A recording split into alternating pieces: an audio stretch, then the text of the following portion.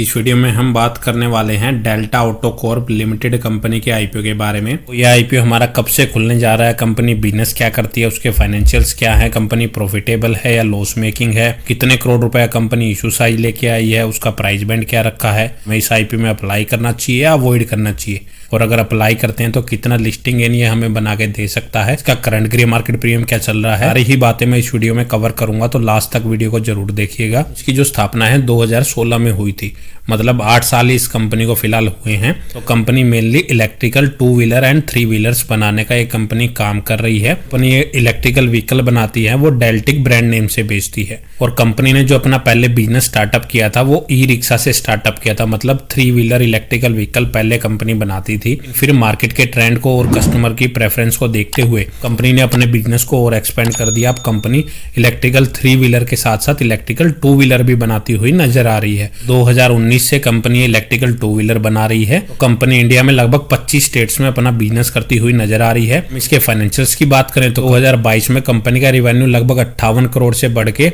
अब 2024 में वो 81 करोड़ के आसपास हो चुका है। और 2022 में कंपनी की प्रॉफिटेबिलिटी 4 करोड़ की थी, जो बढ़ के 8 करोड़ को भी क्रॉस कर चुकी है 2024 में। फिर तेजी से कंपनी ग्रो करती हुई नजर आ रही है।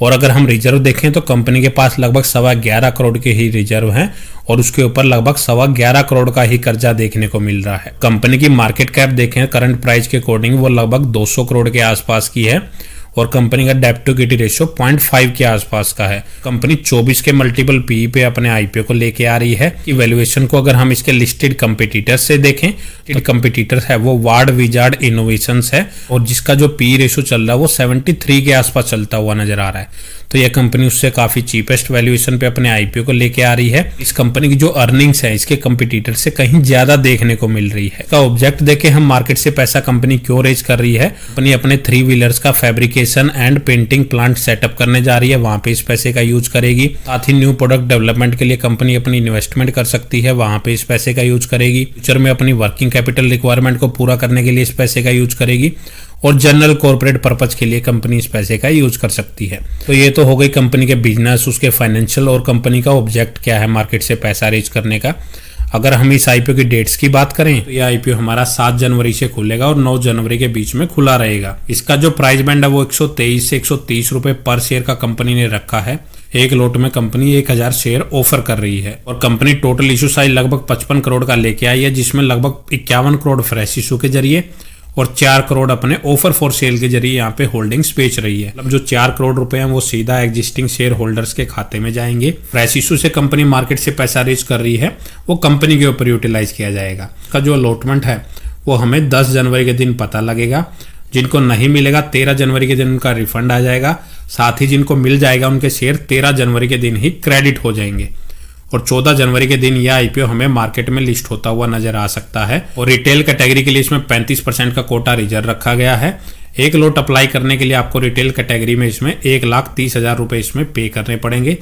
प्री आईपीओ प्रमोटर्स की होल्डिंग्स है वो लगभग 97.6% की है, तो अच्छी खासी प्रमोटर्स होल्डिंग इसमें देखने को मिल रही है।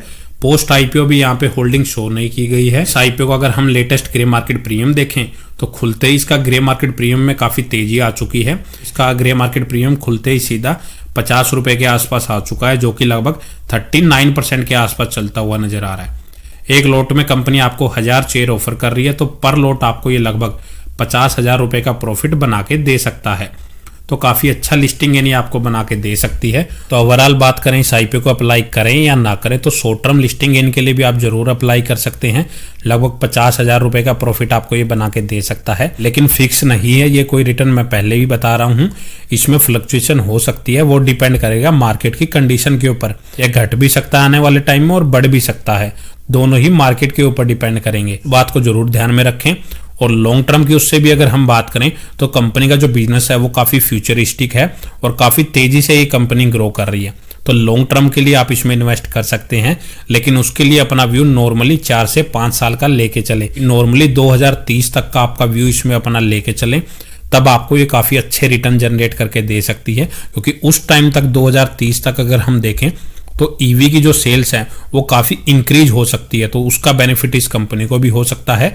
और मे भी गवर्नमेंट आने वाले टाइम में ईवी सेक्टर से रिलेटेड कुछ अपनी नई पॉलिसीज ला सकती है, तो शायद उसका बेनिफिट भी इस कंपनी को आने वाले टाइम में मिल सके। ये आपको लंबी पारी खेलनी पड़ेगी, तो लॉन्ग टर्म के लिए इन्वेस्ट कर सकते हैं, लेकिन किसी के कहने पे ब्लाइंडली इन्वेस्ट ना करें। पहले खुद से कंपनी का फंडामेंटल एनालिसिस जरूर कर लें। अगर आपको लगता है कि ये कंपनी फ्यूचर में ग्रो कर सकती है तो ही आप इसमें लॉन्ग टर्म के लिए जाएं, और शॉर्ट टर्म के लिए भी आप पहले अपना खुद का रिस्क एनालिसिस जरूर कर लें। यह एक एसएमई आईपीओ है, कहीं सेलिंग के टाइम इसमें इशू ना हो जाए, तो आप उस रिस्क को ध्यान में रखने के बाद फिर अपना डिसीजन इसमें ले सकते हैं। तो इस वीडियो में इतना ही। अगर आपको वीडियो अच्छी लगे तो वीडियो को लाइक करें और चैनल को सब्सक्राइब करना ना भूलें।